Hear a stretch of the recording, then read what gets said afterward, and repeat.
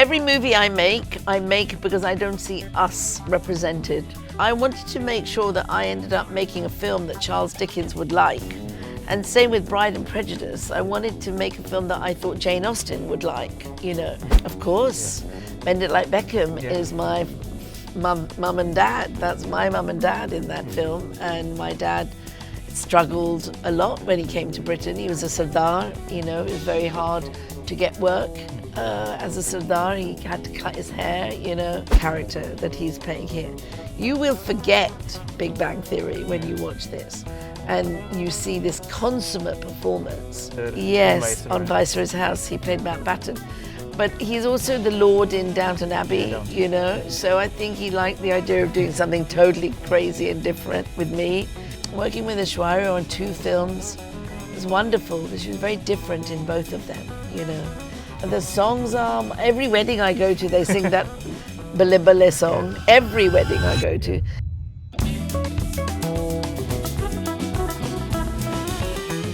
Hi Gurinder, welcome to Screen. Thank you, good to be here. Yeah. I watched the trailer of Christmas Karma, and the first thing that came to my mind was that did it come from you watching Christmas movies and thinking that I don't see someone looking like me or my brother or... Totally true. This is every movie I make because I don't see us represented. And Christmas is a big thing if you grow up in England. Yeah. But for me, my favorite Christmas film is It's a Wonderful Life by Frank Capra. Yeah. And Christmas season starts for me when you watch that film. It's a beautiful film, and I'm so inspired by that film, which is about a man who's lost his way and is trying to find whether his life has any meaning. And it all takes place around Christmas. And I watch that and I cry my eyes out every year. It's such a beautiful film. And a few years back, I felt like I want to make a film like that makes me feel like that every Christmas and makes me really value what life is. And so then I had the idea of Christmas Karma. I just knew that I wanted to make my Scrooge Indian. That was it, my central character, Indian. And then from that, I wove this story, which is a kind of global, cross boundaries, cross borders, very international cast and theme story. Yeah, and this is an adaptation of A Christmas Carol. Yes. And you've earlier adapted a lot of authors' work. Jane Austen. Jane Austen. Mainly, yes, yeah. Also, Divya. Oh, yes, of course. Divya Yes, Chatterjee. Chitra, yes.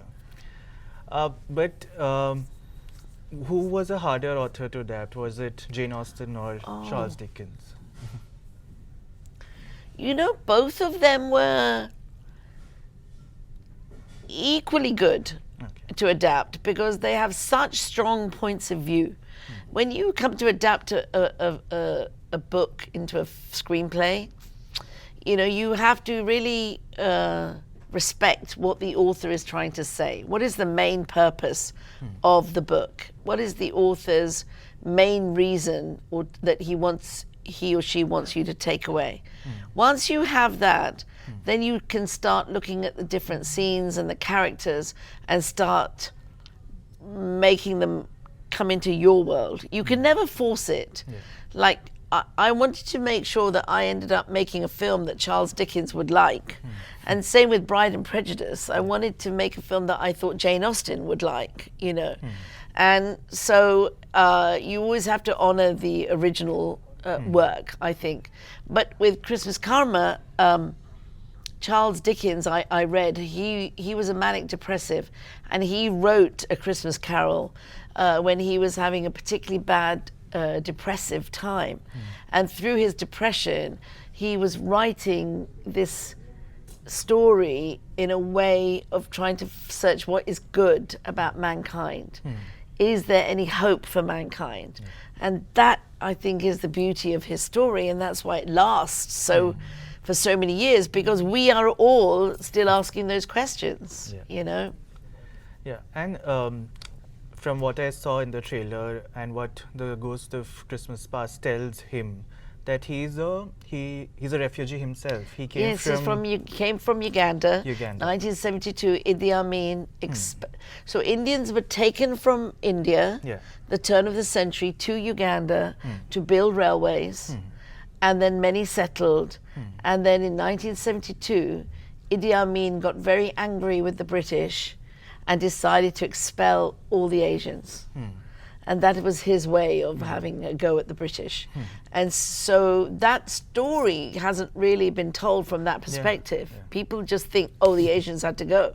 But really, Idi Amin was having a go at the British. So that I've put in the film. So yes, so Sood comes to Britain as a young boy. He doesn't want to leave Africa, but he's come and he experiences racism, hardships, and then he discovers that money can protect him from everything. Money can protect him from the harsh realities of life. So he starts worshipping money. And then we meet him when he's like closed off from the rest of the world. And then it becomes very close to Dickens' original story. But if I'm not wrong, your parents were also lived in Uganda? And then Kenya. Kenya? Yeah, in Kenya. I was born in Kenya. Oh, you were born in Kenya. And, but I came to England when I was 2. So I don't have any memories of Kenya as a child. But do you have any memories of your father struggling in England? Of course. Bend It Like Beckham is my mum and dad. That's my mum and dad in that film. And my dad struggled a lot when he came to Britain. He was a Sardar, it was very hard to get work as a Sardar. He had to cut his hair, and throughout his life he did, struggle, and that's the story I put in Bend It Like Beckham, The thing now for me is we have a third generation, my children, and this film for me, I made for them as a way of empowering not only them, but also their English white friends who don't understand race and culture in the same way as when I was growing up, It's different now, things are different. And a lot of kids of my son's age group don't see race and don't see color in the same way. And I think that's a very interesting new way. Of course, there are still racists, and there are still people who are, politically motivated to pick on immigrants. I think, but I think for kids of my children's age and their friends, they see race totally differently. How did you think of Kunal Nayyar as your Scrooge? So I thought he was kind of a good age. I'd met him a couple of times. I thought he was a slightly melancholy figure when I met him, and I just saw Scrooge in him. I just was like, God, he really looks like the character to me. I don't know, I could just see it. And he himself said, no, I'm too young. He said, I'm too young, I can't do it, no. And then I had to persuade him. And then when I started talking to him, I think the actor in him started getting really excited about it. And then, my God, he did so much work, so much research, so much history. And the journey of working with him as an actor was phenomenal, because most people know him from Big Bang Theory, and that's a very different character that he's playing here. You will forget Big Bang Theory when you watch this, and you see this consummate performance and very nuanced performance, and he makes you angry, and he makes you laugh, and then he makes you cry. It's very moving. I wanted to talk a little bit about the ghosts. Yes. There's Eva Longoria. Yes. And there's Billy Potter. Yes. And there's Hugh Bonneville. Hugh Bonneville, yes. And Boy George. But how did you want them to look? because they all look unrecognizable except maybe Billy Porter. Yeah. But especially Hugh Bonneville, I couldn't recognize him at all. Really? Well, I think that was the reason Hugh wanted to do the film, was because he wanted to play a character that looked very different. Because you worked together Yes, on on Viceroy's House. He played Mountbatten. But he's also the Lord in Downton Abbey, Downton. you know. So I think he liked the idea of doing something totally crazy and different with me. And that was very kind of him. He came and supported me. And Eva, I was having lunch with Eva, and she said, I want to work with you. What are you working on? And I told her, I'm doing Charles Dickens and, you know, a ghost story. And she said, hello, I'm Mexican. We own ghosts. We have a festival, Day of the Dead, you know. And when she started talking, I realized she's absolutely right. Why can't the ghosts be Mexican? You know, they do have the Day of the Dead. So her outfit and everything is from the Mexican celebration of ghosts and Day of the Dead. So I thought that was a very cool way to go with that ghost. No one else would have thought of that. But did you write it as a female character? Yes, she was written as female. Okay. Yes. Okay. It's also, when I was reading up, I realized it's 10 years of Mistress of Spices. 20 years, sorry. 20, I was going to say, not 10. 20 years of Mistress of Spices. Yes. Do you have any memories of making that movie, working with Aishwarya Rai? Definitely. You'd already worked. We'd Pride and already Prejudice, worked, but, yeah. What was beautiful about that film was shooting in Kerala, in Thekudi. Oh So my good. God, what a location, my God. This was one of the most beautiful places in the world, is Kerala. We had a lot of fun, and we also worked with Zora Sehgal as well, which was amazing. You know, I think working with Aishwarya on 2 films was wonderful, because she was very different in both of them, you know. And I, you know, I think that, you know, she's, we had a great time. And in Bride and Prejudice, we were in so many countries together for so long. And she knows Bollywood. Obviously, I was trying to do a Bollywood fusion film. And so it was great that she encompassed that role so well in terms of, you know, the singing and dancing, but at the same time emoting in English, you know, as for her first time. That was something she hadn't done, so that was really good. The film is super popular abroad. My God. And the songs are. The songs are, every wedding I go to, they sing that Bale Bale song. Every wedding I go to. And then in America, a lot of young girls watch the movie at sleepovers, where they've all learnt the songs and the dances when they do pajama parties and that. Because I've met young girls who've told me this, that they've been to the pajama party for Bride and Prejudice. So it's amazing how that film has travelled. Yeah, it's interesting you mentioned that song, because at all these weddings, either we go from Karan Johar songs to either yours or the one from Mira Nair's Monsoon Wedding. Yeah. Like, there's no middle path. I mean, it's interesting. Punjabis! We know how to party. and how to do weddings. Yes, yes.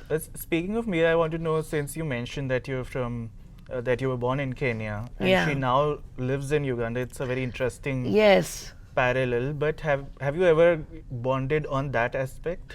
So Mira, myself, and Deepa Nair, we did not Deepa Nair, Deepa Mehta, sorry.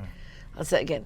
So last year, myself, Mira Nair and Deepa Mehta, we 3 did a salon together for the Asia Society of New York. It's on YouTube. It's very interesting. What's interesting about it is both Mira and Deepa are Delhiites. That's it. They're from Delhi. They can live anywhere in the world. Obviously, Deepa's in Canada and Mira's in New York and Uganda. But their perceptions come from that. Then when I start talking, I sound very British. And my sensibility is completely sort of NRI, if you like, you know. So that was very interesting. But I think that, you know, it's wonderful how Mira is so comfortable whether she's in New York or Delhi or Uganda, you know. And I'm very proud to see her son doing so well as well, who's like a complete New Yorker and is hopefully, going to become mayor of New York. We never saw that coming, so that's having a strong mum, I think, was certainly an influence on him. Yeah.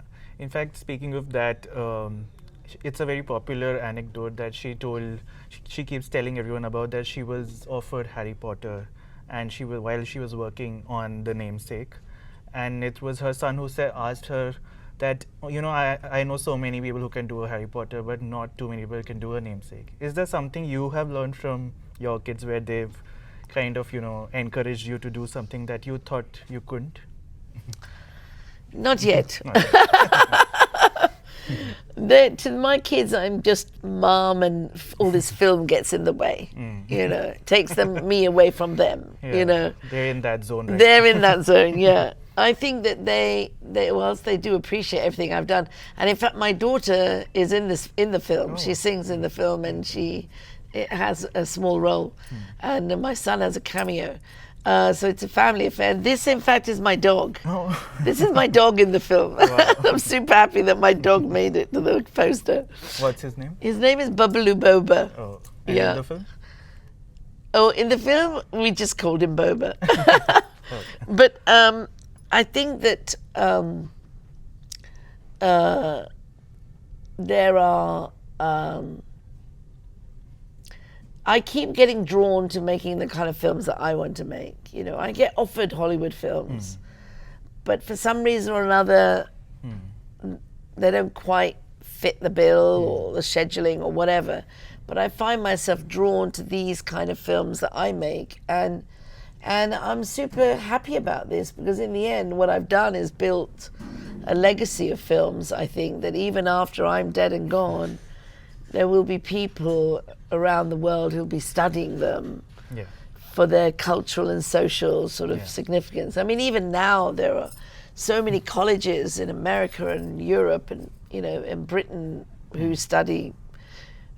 have me in their film courses, and even my films are on the national curriculum for GCSEs in England.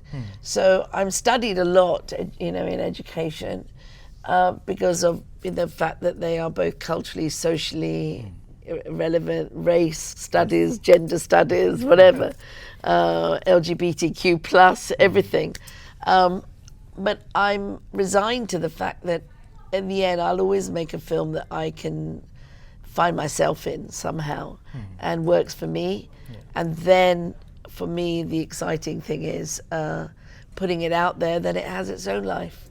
Whatever happens, it's its own life. And if it's not appreciated now, in many years. Frank Capra's It's a Wonderful Life was a massive flop when it came out. Massive. And now you are watching it and crying it. And now the whole world watches it and reveres it as an amazing film. I was talking to Anupam Kher a few years ago when he was doing New Amsterdam, the show that he did. And he told me that I would have never done this show had I not done Bend It Like Beckham. Because I wasn't comfortable with the idea of speaking in English. And Gurinder made it very comfortable for me. So can you talk a little bit about that? Do you remember just hand-holding him? Did he need hand-holding? He was excited when he came on set, but he was definitely trying to find the right tone, And the first day on set, he came on and he was very big acting. And we laugh about this now. And I said, oh my God, you're doing Hindi film acting, Anupam ji. And he said, what? I don't know. I'm speaking in English. I said, yes, but all this is too much. And I said, you don't have to. Just be quiet. It's louder to be quiet than to be loud, So I gave him that note. Then the second note I said is just keep your hands in your pockets. Don't use your hands. So you'll see every scene, Anupam has his hands in his pockets, or he has them folded, or he has them on the chair like this. His hands are never there in Bend It Like Beckham, you'll see that. So that was a good note, because it meant he had to just use his face and not his all this, And I think he learned from that. Then when he saw it on the screen, I think what was great was he realized that if the wife is the loud character and the daughters are loud, him being the quiet one actually takes up a lot of screen presence. Yeah, makes sense. When you did Bend It Like Beckham, and you were telling the story of a girl who's an aspiring footballer in a world that really doesn't even look that doesn't even look at girls as footballers. Was it also the filmmaker in you who wanted to prove herself? Did you share that aspiration and that rage? Yes, with of the character? of course. That's why I chose football, because it was the most male-dominated sport, you know. But also in the title is Bend It. And of course David Beckham bends the ball, but that is also, you know, referring to how we bend the rules to get what we want. We don't always break the rules, we bend the rules, which is how we negotiate culturally, or, you know, what our parents' wishes are and what our wishes are. And we find that middle ground, and that's what being someone who's raised in Britain or America does. But also here, it seems, and that's why the film, you know, touched so many people, because we're all trying to negotiate that. Yeah.